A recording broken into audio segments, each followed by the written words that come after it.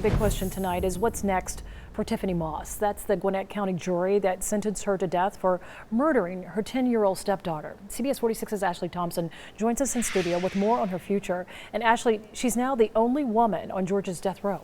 That's right, Sean. Moss was convicted of a heinous crime, intentionally starving her helpless stepdaughter and burning the child's body in a trash can.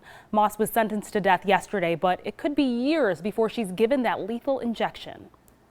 We, the jury, recommend and fix the penalty as death. Tiffany Moss is now the only woman on Georgia's death row. She'll be sent to Lee Arundel State Prison in Alto, where female death row inmates are held until execution. Moss will go through a 7 to 10 day intake process, which includes medical exams and interviews. She'll be a high security prisoner.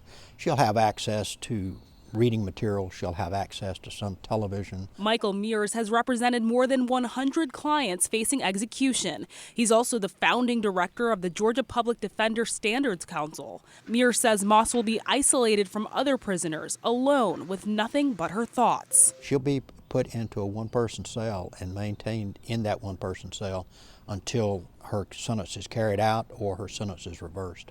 6 women have been sentenced to death in Georgia, though just 2 have been executed. Women generally do not commit the types of crimes that lead to the death penalty.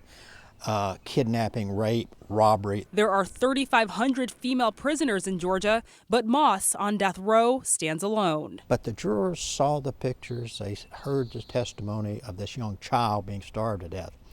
That determines in large part whether an individual gets the death penalty. While Moss faces execution, the Georgia State Board of Pardons and Paroles could always step in. I think it's more likely that a woman would get a commutation because of the reluctance by society to execute women.